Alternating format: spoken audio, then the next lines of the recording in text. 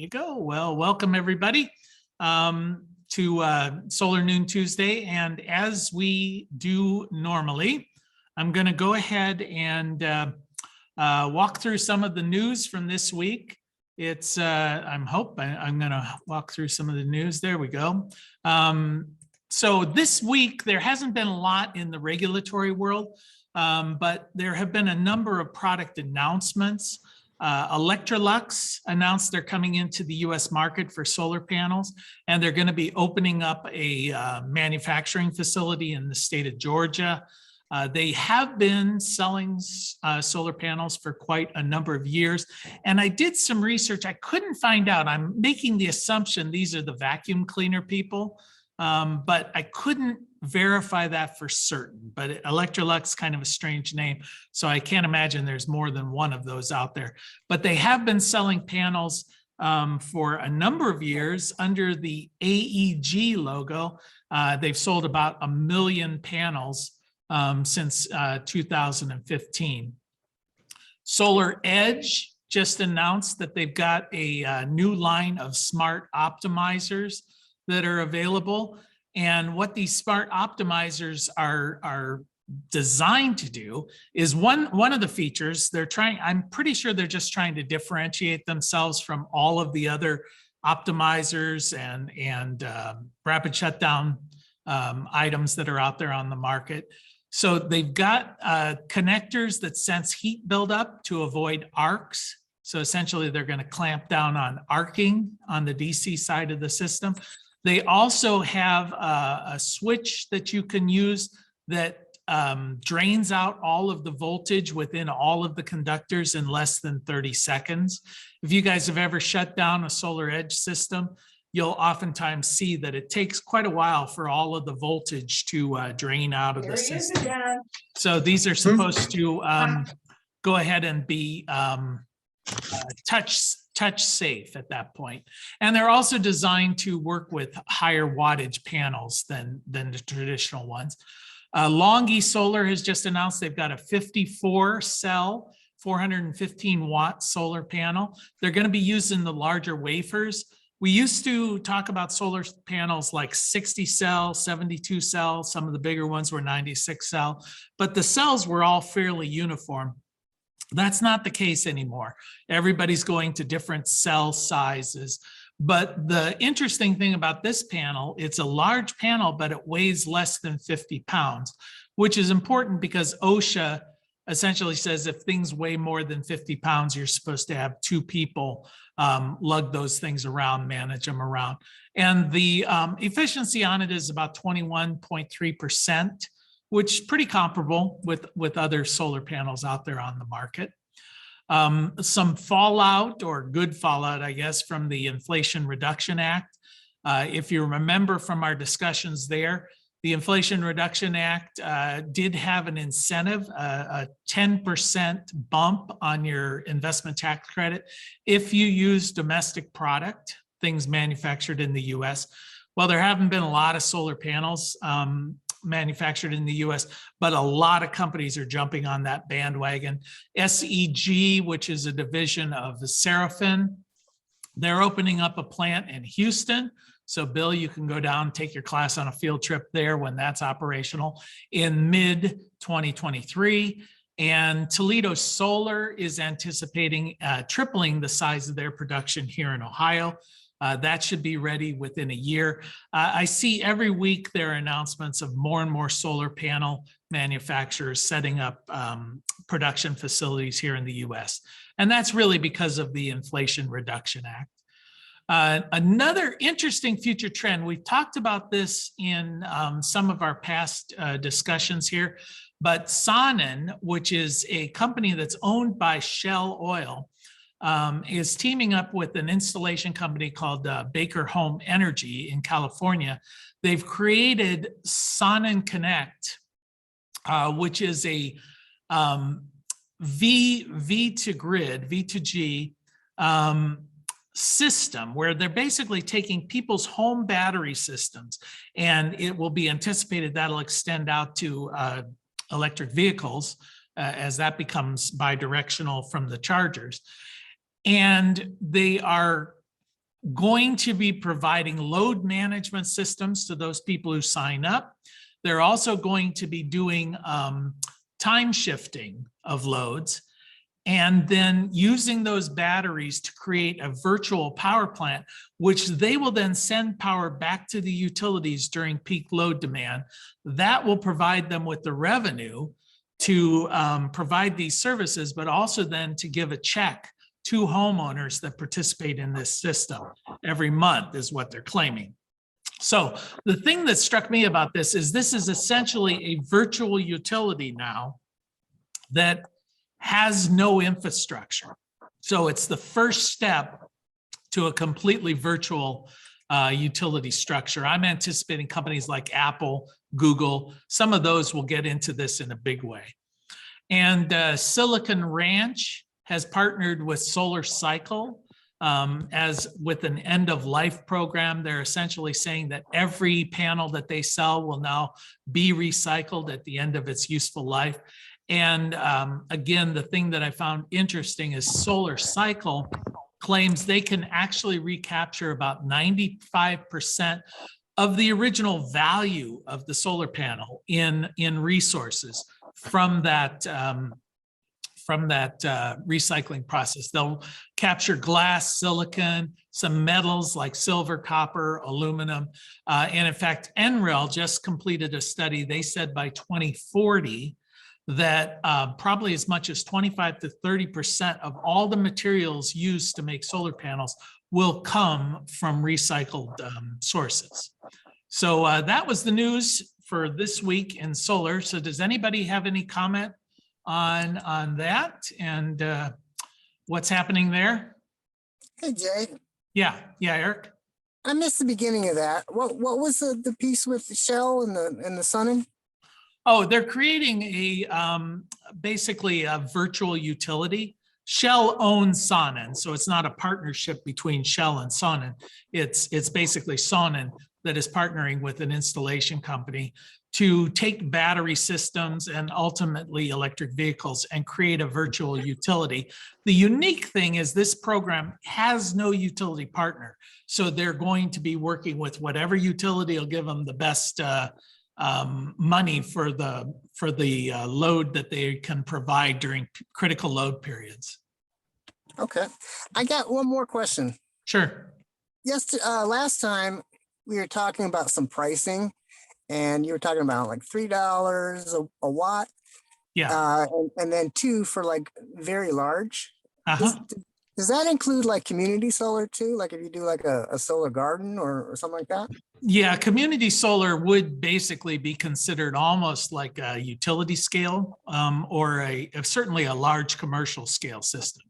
So community solar is typically when a investor, or it could be a local government or a local utility, sets up a large system and then sells either the panels, like you own 6 panels and you get whatever production comes from that, or they sell it like a power purchase agreement where you get X amount of kilowatt hours from that system. So it's really designed for people who don't really have a suitable location at their facility. But certainly the price, because it is a large system, would be in the $2 or less fully installed. And those are numbers that are pre-tax credit. So okay, with the tax credit, it can be significantly less than that as well. And speaking of tax credits, I was feeling like Don here recently.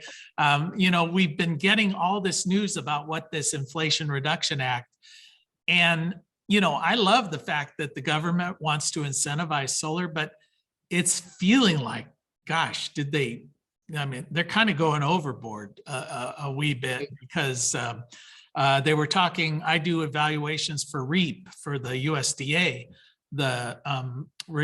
it's Renewable Energy Agriculture Program or something like that. Anyway, they're thinking of increasing the grants from 25% to 50%. So a rural business might very well qualify for a 50% tax credit and a 50% grant from REAP. So essentially, a free system, well, who's going to turn that down? I mean, that's just crazy.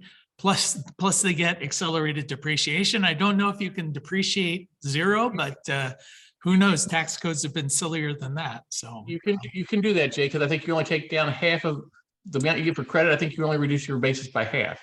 yeah, that's true. The credit, you still get to keep half of it. So if you get a 50% tax credit, then at least 25%, Five of it.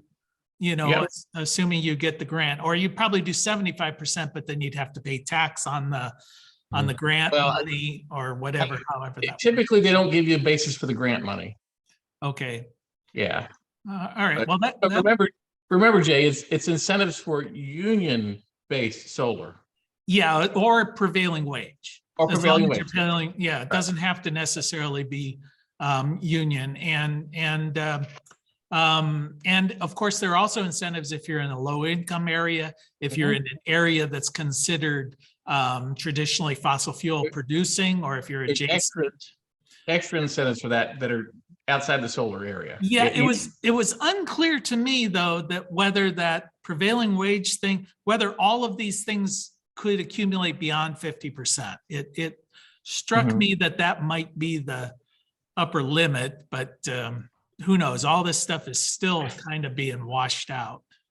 I was talking to a guy recently about a REAP grant on a rural industry that he has, and he was talking about and he was on the regional board of directors for the CoBank, the cooperative bank for rural electric cooperatives, and he was talking about the fact that he knew of a large hog farmer up on the Kansas-Colorado border that was getting negative interest rates on financing his, and it was a large system. It was I can't remember how many kilowatts, but it was a large system. How would that work? A negative interest rate. Well, they're paying you to take the money. Obviously, that's what that would. But I don't see how that could. I mean, that doesn't. I don't know. Have you ever heard of a negative interest rate, Don? You're the accountant there. That sounds a little odd. I mean, he might be getting money back more than he's putting into it because of the credits and the grants. But I've never heard of the bank or anybody else actually paying you to take it. Well, there may be. There was a state program in Ohio for a while where the state would subsidize 3% on your interest rate, and if the bank was charging less than 3%, would that in fact then go to the developer, or would it just simply zero out? I would think that's a possibility, I guess. It's possible that the CoBank took, it was like a lot of other financing situations where it's possible that they took the 30% tax credit and then gave a negative interest rate on the mortgage. Yeah, so they were treating it as interest income, basically. They're just an accounting play there because the money had to come from somewhere. But sure. Yeah. Oh, and another thing with the Inflation Reduction Act that's impacting is because now nonprofits can receive money back when they had no tax liability. So that then is impacting the REAP grant, because in the past, nonprofits were not really eligible for the REAP grant. It was for commercial enterprises, but now apparently they're reevaluating that. And so that's still another up in the air where nonprofit organizations, like for instance, I'm looking at a group that's trying to develop some low income housing. And so they're owning the units, developing them. They want to put solar on them, and then essentially lease them out as a commercial enterprise to low income. But because they were a nonprofit, that was considered outside the realm of the REAP grant. But now apparently that's not the case anymore. At least that's what I'm being told. And Jay, for the nonprofits, I've heard a lot of people talking, they've still got the issue with the depreciation, and they're still putting structures together so that, even though they can get the direct payments, there's still that amount of money that's left unrealized, so to speak. Yeah. So there's some people talking about still having structures for the depreciation amounts.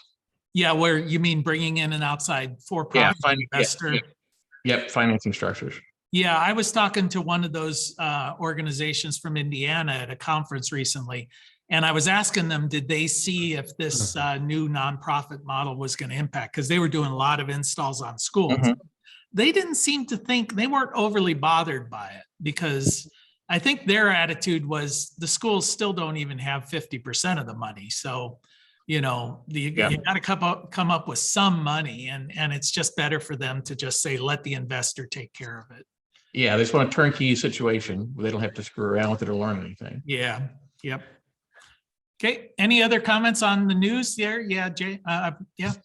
Well, this may not be news and this may not be the right time for it, but we have 32 panels, 19 from a local installer and about 10 years ago, and then not long later, 13 more from Third Sun on a good surface roof, but hard to get at roof.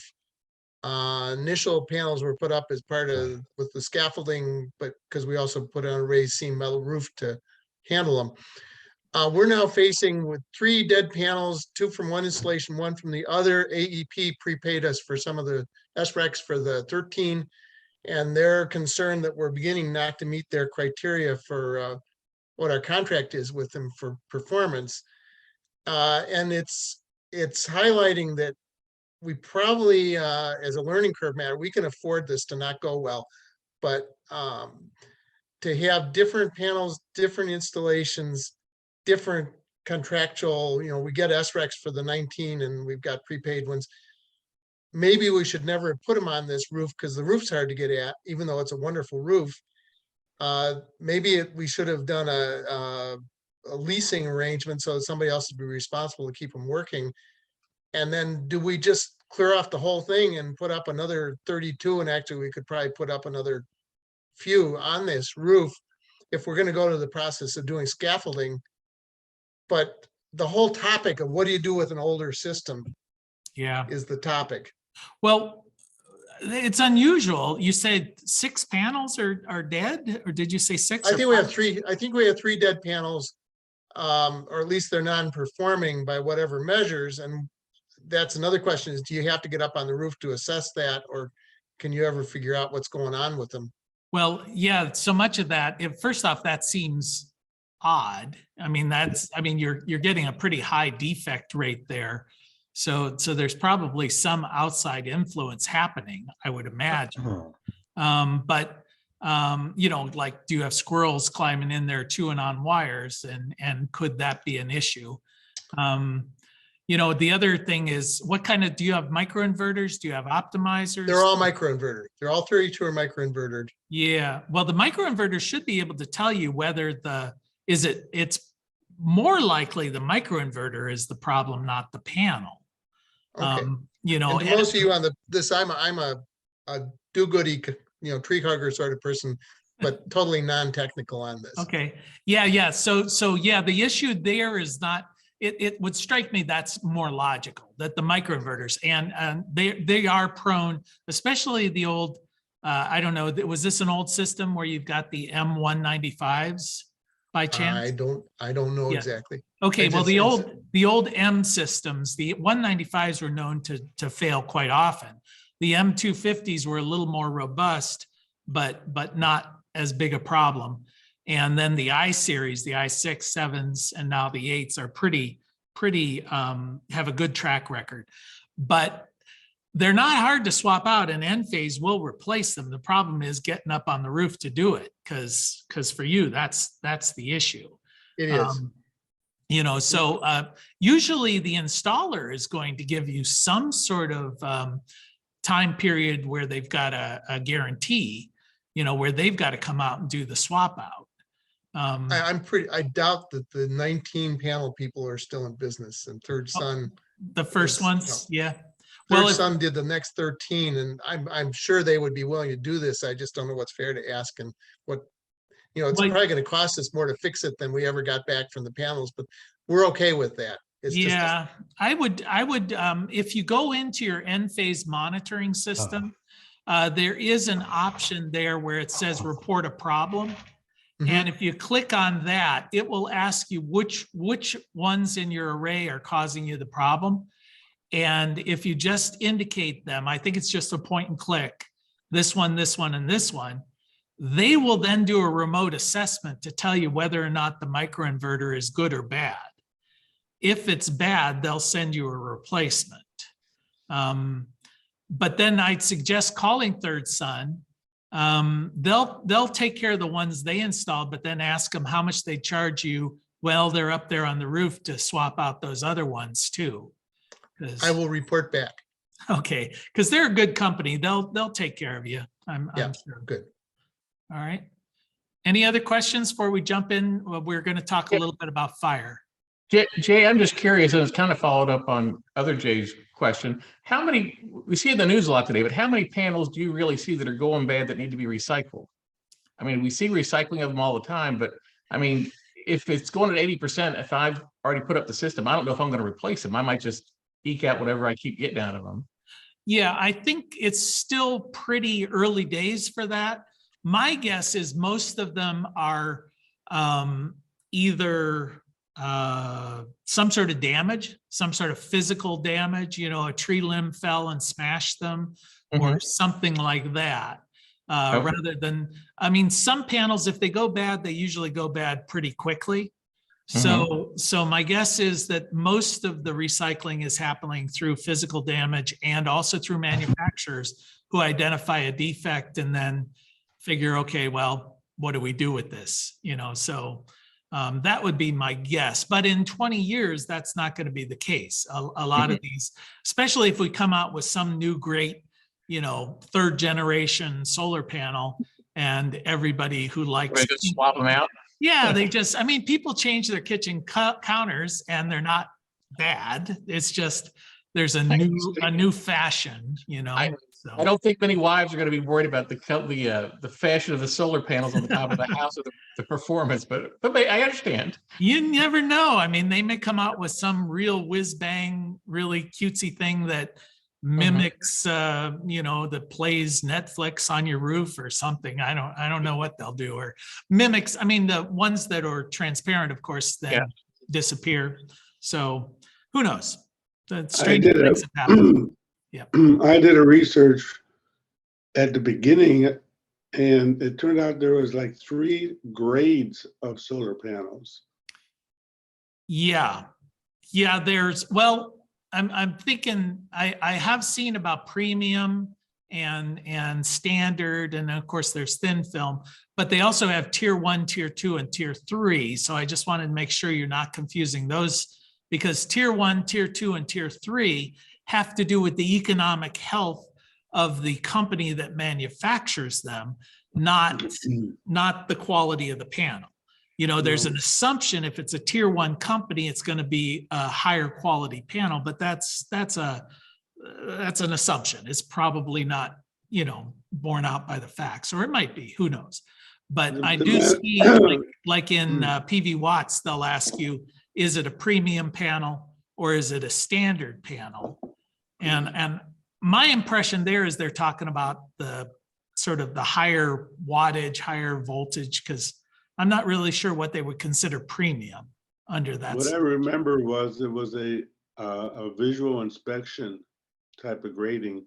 Oh yeah. That there was a printing process, and that some overflows and connections and stuff like that in the printing of the panels was rated. Okay. Yeah. Now that you mentioned that, there is a company that issues a report on, you know, does quality assessment. I don't know that they have a tier system of any sort, though. You know, it's one of those given, you know, 5-star or whatever, but I don't know. It hasn't, to me, if the panel meets the UL 1703 standard, it's probably fine. You know, you're going to get a defect, you know, randomly on nearly anything, but I wouldn't disqualify the panel just as long as it meets that production standard. Any other comments or questions before we jump into fire? Yeah, JD morning. Yeah. I have something coming up very soon on our offshore platform. There was a request for for all equipment to meet what they call Class 1 Division 1, Class 1 Division 2 specifications. So with the PV modules and them, I see there are some that are Class 1 Division 2. Is there any PV modules that actually meet Class 1 Division 1? And if you're familiar with the standards. Class 1 from what? I'm not really sure. This is for like equipment operating in the oil and gas sector, hazardous specification. So like gas and flammable materials. Okay, yeah. About corrosion resistance you're talking about primarily. Not corrosion resistance, but sometimes explosion proof equipment, because it might be operating in an environment where there might be flammable gases and stuff like that.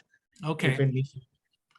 Yeah, I remember, when we talked about it last week, maybe I'm off track, but they were talking, there was a 6-level class specification there for corrosion. Class 1 was considered adequate for seaside installations, and that seemed to be their first one. But then it went all the way up to 6, where each one was progressively more resistant. And so there was a certification process for level 6. That seems to be what they were testing to. They kind of put Class 1 into some specs, but then they kind of ignored it. So when they were getting it certified, they were certifying to level 6. If that may be what you're looking to, and when you look at the panels, usually under their specifications, they'll have a certificate listed there. Like it'll say, here's the data sheet, and here is the more detailed specification. And then oftentimes they just had a certificate that said this met level 6 corrosion resistance.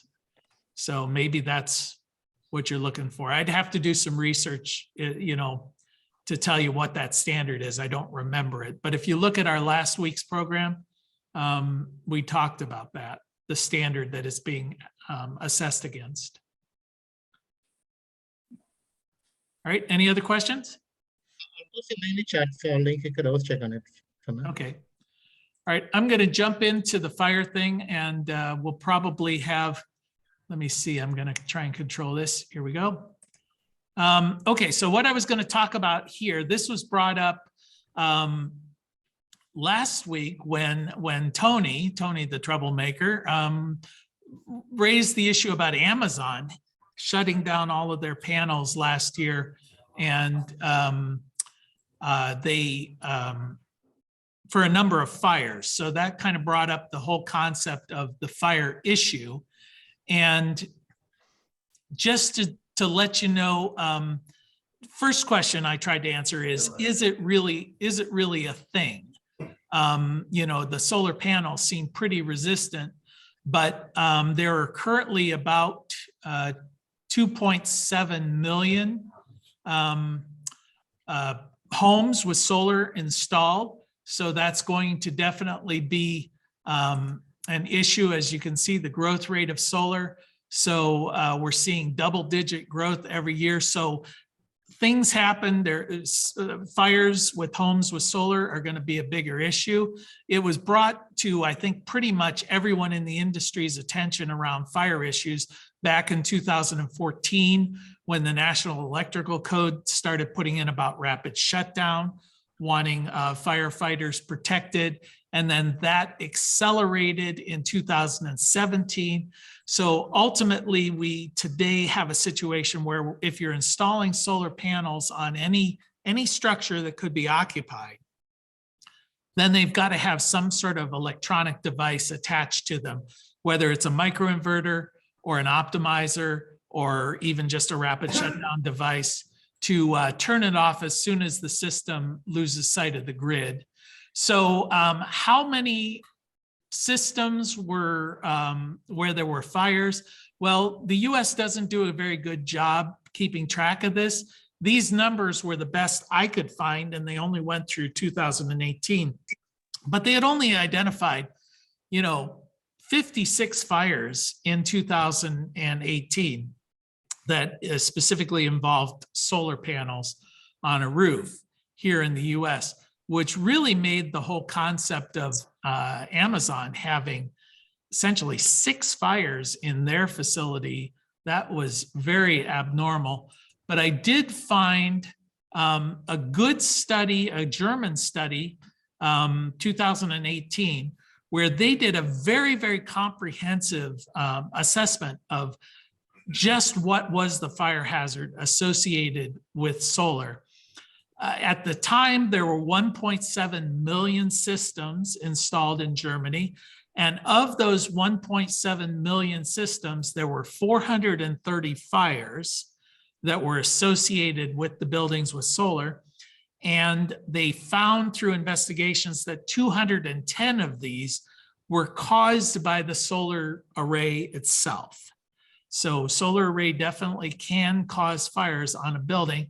So do the solar panels actually burn? That's a little bit hard to read there, but yes, I mean, the solar panels, we think of them as silicon, like could you set a glass on fire, which is not very easy to do, but they do contain about 5 to 10% polymer, which does burn. The sealants, the adhesives, the insulation that's on the wires, all of these things will burn. So these solar panels do present a fire risk. There is the risk of arcing, and DC arcs are definitely a greater risk than AC arcs. There's something about the waveform. You know, with an AC waveform, it's bidirectional. It also goes from positive to negative, and it passes through 0. So through that reverse current flow, it tends to dampen arcing, helping to shut them down. DC doesn't have that. It's a steady pressure. So if a DC does start to arc, it tends to be more dramatic. And this can happen within the panel itself, like I've got a picture of here, or within the junction box, for sure. So of these fires in Germany, what happened? We just found out there were 210 of them. Well, 59 of them, the components were damaged. 75 of them, the entire PV system was damaged. So it looks like at least more than half the damage was limited to the system itself. Then in 67 of them, the building suffered damage, and 12 of them, the building actually burned to the ground. So once again, you could say that the risk is extremely minimal, that from that 1.7 million solar arrays installed, Germany ended up with about 80 of them that caused physical damage to the building. So that's pretty minimal. So what caused this damage? Well, a large percentage was product flaws, something wrong with the products themselves that were installed. I'll get into which products in a bit. Planning errors. An example of a planning error would be to use too small a wire, would be to install indoor rated cabinets in an outdoor environment. Bill, I see your hands raised. You had a question? You're on mute in case you're talking. It's a different bill. Oh, okay. Bill Dorset. Hey, there is a difference in the requirements that they use in Germany compared with the US. There has always been a joke about the fact that American PV installers have to put everything in conduit instead of running cable just directly across the roof and snaking them around. There's also was a difference in the voltage that systems were allowed in Germany. 1500 volts was one of the, I mean, ours were capped typically at 1000. Theirs were capped at 1500. So voltage may have also been a very big problem. Okay, so you're saying that you think from those that Germany might actually have a higher risk or a lower risk than the US? Well, at least in the past, and when the last numbers in the last reading that I read about it was that, and this may be old information, but I think it's higher risk simply because the voltages are higher. And this may have been in a period of time when they were dealing more with string inverters instead of, well, obviously, if they're talking 1500 volts, they're talking about string inverters. Yeah, yeah, for sure. Yeah, and I think it's fair to say, I mean, this is a fairly young industry still. We're learning things, just like in the product news that we just had. SolarEdge is now coming up with power optimizers that sense the beginning of an arc in the DC system and clamp down on that at the source. You know, well, clearly that's going to help reduce the risk of fires.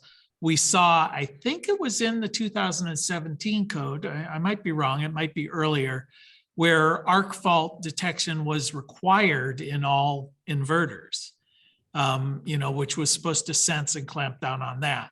So I think the risk would actually be lower today than you would hope.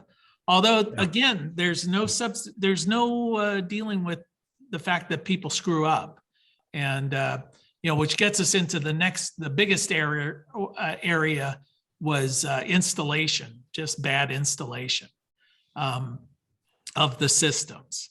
And again, I'll talk about specifics on that. And then there was about 10 there that they're talking about, which were external factors. And I looked up to see what they meant by that. And they really meant animals chewing on wires and lightning strikes. Those were the main ones as far as external. So I don't know how you solve that.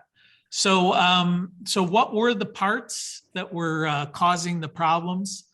And it looks like the inverter was of course where most of the problems lie. And there were a lot of sort of testimonies or whatever where these inverters were infiltrated with water. So that's a big issue. That would be a combination, you know, primarily bad installation, bad design. The connectors are always a source of potential problems, as well as the junction box. I think we mentioned in the past, junction boxes, you know, during the manufacturing process anyway, can be subject to, you know, bad soldering, things like that.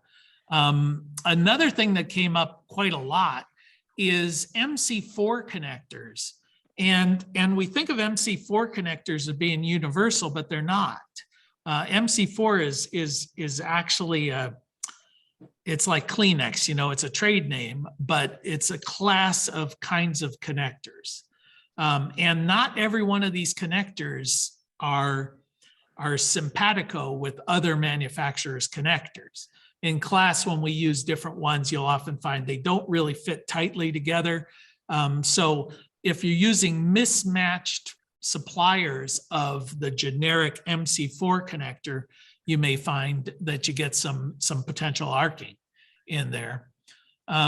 Crimping, bad crimping.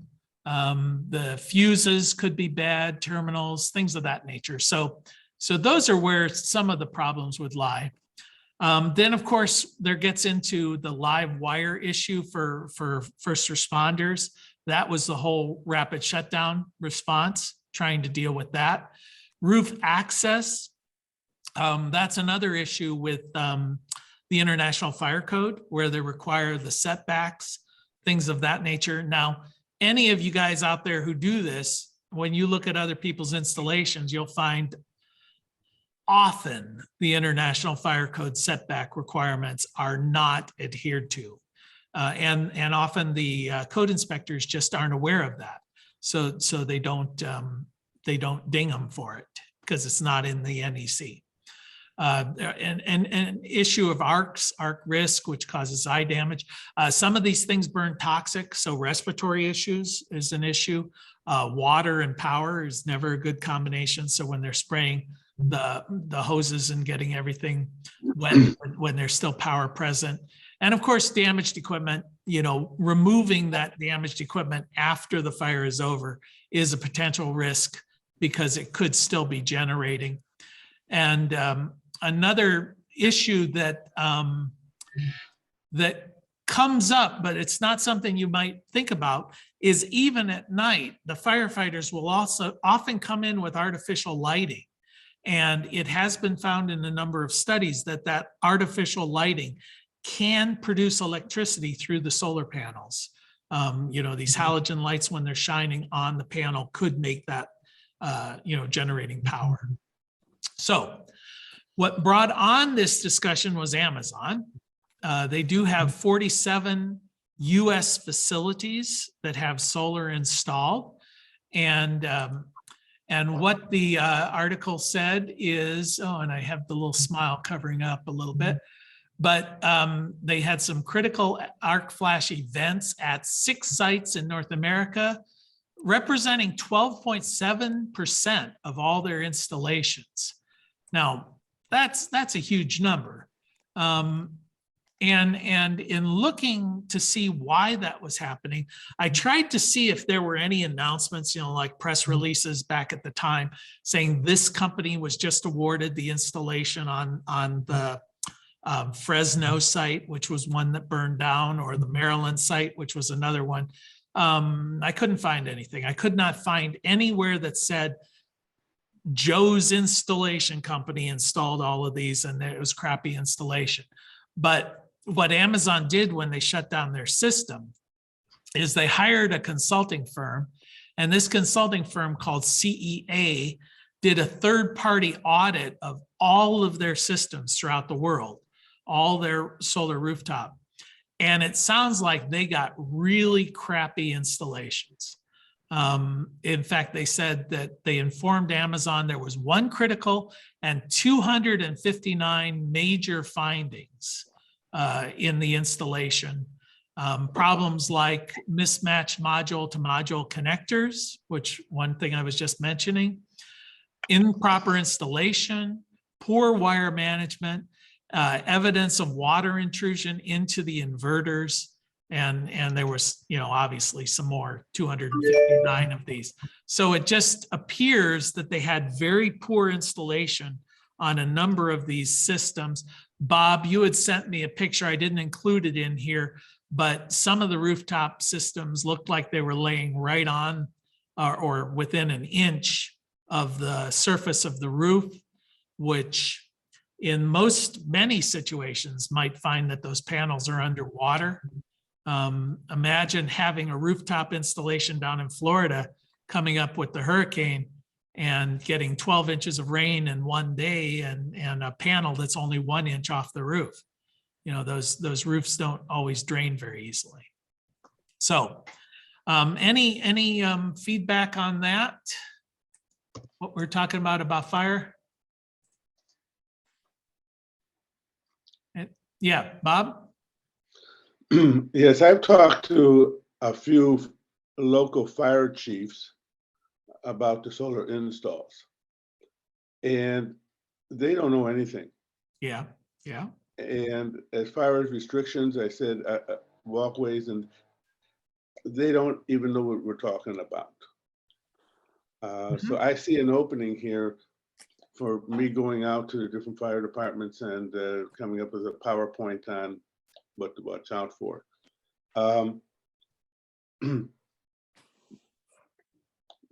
But the other thing is they say, well, there's a national fire codes, we default to that.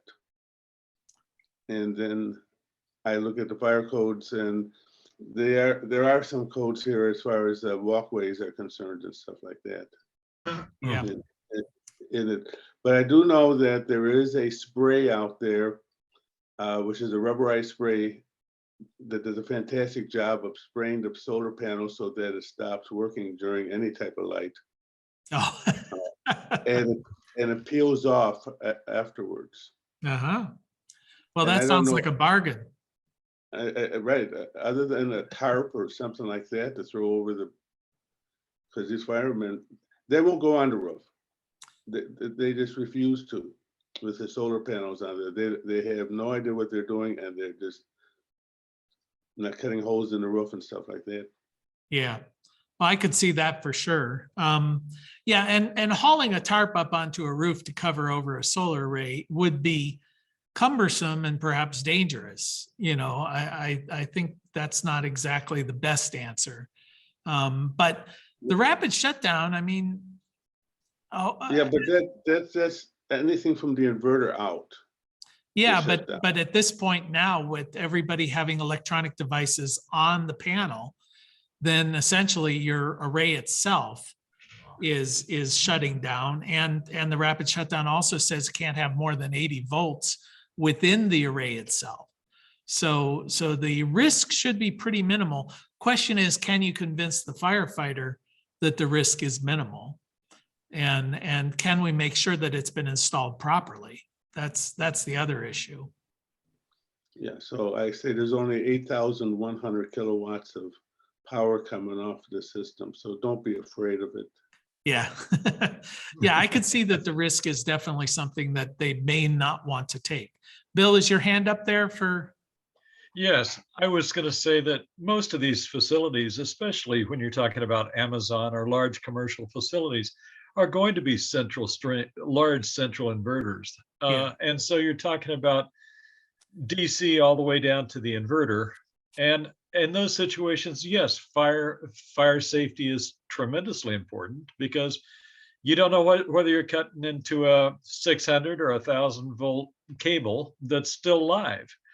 With microinverters, that doesn't become the issue as much, because the highest voltage, and all of them are equipped to shut down instantly as soon as the grid goes down. Right. So the rapid shutdown has not been considered important for any of the Enphase inverters for quite a while. Yeah, well, the Enphase, of course, the microinverters, that they dealt with that. The rapid shutdown is sort of built into the soup. But I guess the question is, now any occupied building is supposed to have, even with a centralized inverter, it's supposed to have an electronic device attached to the panel. So there should be rapid shutdown, even with string inverters, except the ones already installed prior to those coming into play are still going to be grandfathered in. So there's many of these Amazon facilities, they're early adopters. So they might have had systems that didn't have electronic device attached to each panel. And there's another thing around that rapid shutdown thing that never quite got me. It didn't make sense to me. If you install a system with rapid shutdown, you're required to put a label on the disconnect saying this system has rapid shutdown. But if you didn't, no label is required. So, it seems to me that a label should be there if there's a danger, not, hey, everything's fine, I guess maybe the assumption is if there's no label, then assume it doesn't have rapid shutdown. But that's a lot of information that these firefighters probably don't have. They've probably never heard of rapid shutdown. They're lucky if they find the disconnect, so there's a lot of education that's got to go out there, to the first responders in order to make this safe. And that, I guess that's on us. All of us should be out there talking to our local firefighters and our local Kiwanis Club or whatever, and just talk about what are the realistic risks, and don't minimize them. There are true risks associated with everything, but it just reminds me a little bit of, the early adoption of the automobile, where they decided that somebody had to walk in front of the car waving a red flag because cars are pretty dangerous. And, and somebody had to walk behind to tell you that a car just went past. So, we've got to let people know what the realistic risks are. But it's getting better. When we first had some trouble with our early M215 inverters, I brought it up to our board and I said, we're having this problem is showing up. And one of our board members said, well, that's it. I guess we'll just have to go back to coal. Yeah. Well, that's the response. Where'd we park the horse? So, yeah, and the 215s were a problem. The microinverters having a lot of dangers, and we're seeing that with the SolarEdge inverters at the moment. They're having a lot of problems. These things happen in an industry that's growing and changing and evolving. So, okay, anybody else have any comments on the fire thing? Isn't there, I mean, there's a fire classification rating for PV panels to be matched to the roof. Doesn't that kind of address some of the issues that might come up? I think there, yeah, you're right, but I don't know that that's, basically that's talking about how much and how quickly, how susceptible to burning the panel is itself. And that would not address things like the inverter catching fire or the insulation on the conductors or problems in the junction box. We're really dealing from a systems approach. So the panel might be rated highly as far as flammability. But if, as we saw in that one chart, most of the fires were caused, the component most likely was the inverter. That's not going to help you. And my guess is, to Bill's point, with these larger systems, the ones I've seen anyway, the inverters are often on the roof. They're right up there on a wall or something, or adjacent up there. And also, again, my limited experience with these flat roofs, you do get pooling of water. And if you're getting pooling of water into an inverter, it's going to cause problems. I mean, and it could be just the normal slope of the roof, or it could be that, let's say you get a lot of leaves blown up onto a flat roof and they blow over and block the drain on the roof. And suddenly you're getting a foot of water or 2 feet of water up there on the roof. It's something you should anticipate, something you should be aware of. And if you can't, try and mitigate it as much as possible. Sort of like you wouldn't install an inverter on the ground in a northern climate where snow would cover it. So why would you install it on a roof where water might infiltrate? So. Yeah, I get you. But I would assume those kind of inverters have some kind of IP ratings on them for that type of environment. Yeah. Yeah, and I think most of the problems happen when people just don't do a good job installing. They didn't use the proper equipment. If you have a waterproof container or something to put that thing in, you're probably going to be okay. But if you're anticipating that, you're probably a good installer who's not low bid, on the project. So. Okay. There was an interesting wrinkle on that this morning where I was reading about it was the difference between lithium batteries and flow batteries. The city of Sacramento has just put out a huge bid for a flow battery, for a large iron flow battery from ESS. And they were talking about how lithium has a reputation for causing fires. And I think as we get into lithium storage, that's something that we will be looking more at.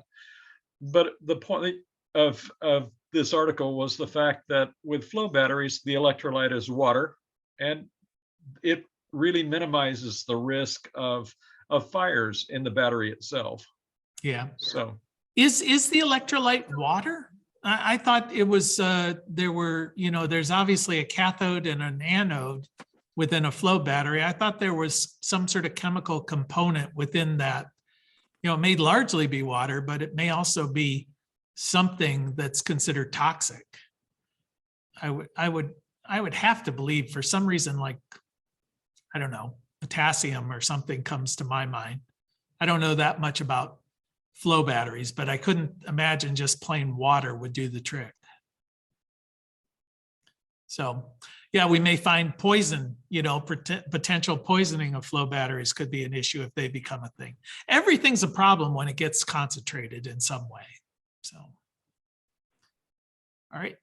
Okay, well, I think we're pretty much at the end of our time here. So I appreciate everybody. And if anybody has a subject they want to address next week, just send me an email or whatever. We'll try to accommodate that. But thanks for joining.